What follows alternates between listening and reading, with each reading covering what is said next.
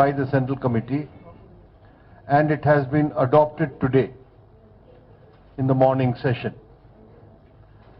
After that, the draft political resolution for the party Congress has been taken up for discussion in the Central Committee. And we hope that by tomorrow, after the discussion, we will be able to finalize and adopt that draft.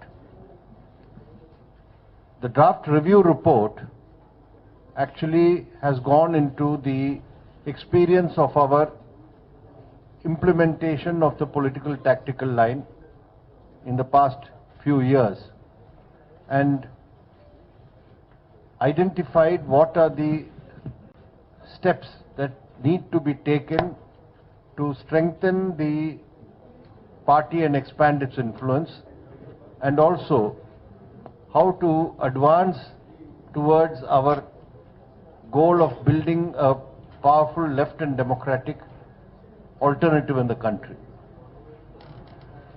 The draft political resolution which we are at present discussing is the future direction for the party, the political line that the party will adopt for the coming 3 years. And in that context, the draft political resolution states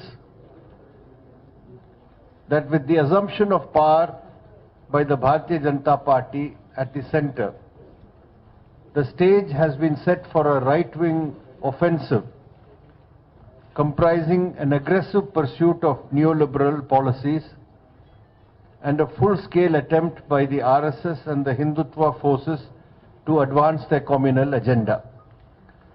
Such a situation presages the threat of growing authoritarianism. The draft resolution sets out the course of action that the party must undertake to fight this twin offensive. This is the framework in which we are discussing the draft resolution.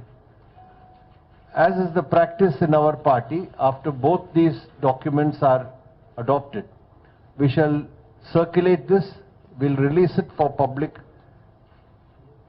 consumption, and will also discuss it in the party at all levels.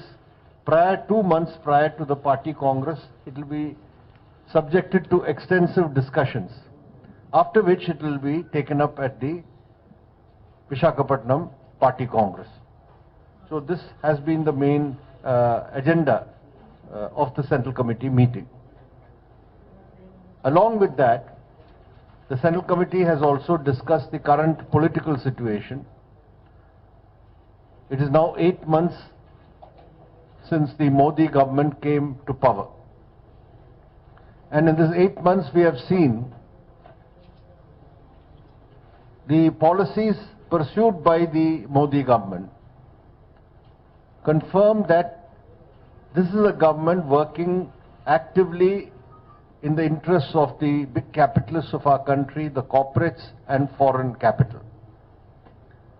Just the fact that the ordinances which have been passed in the recent weeks, one ordinance to increase FDI in the insurance sector to 49%, one ordinance to open up the coal industry, which is a nationalized industry, to private sector mining. A third ordinance which is to dilute the Land Acquisition Act, which was passed in 2013, and to take away the rights of the farmers and landowners from whom land will be acquired. These 3 ordinances fully reveal the character of the Modi government.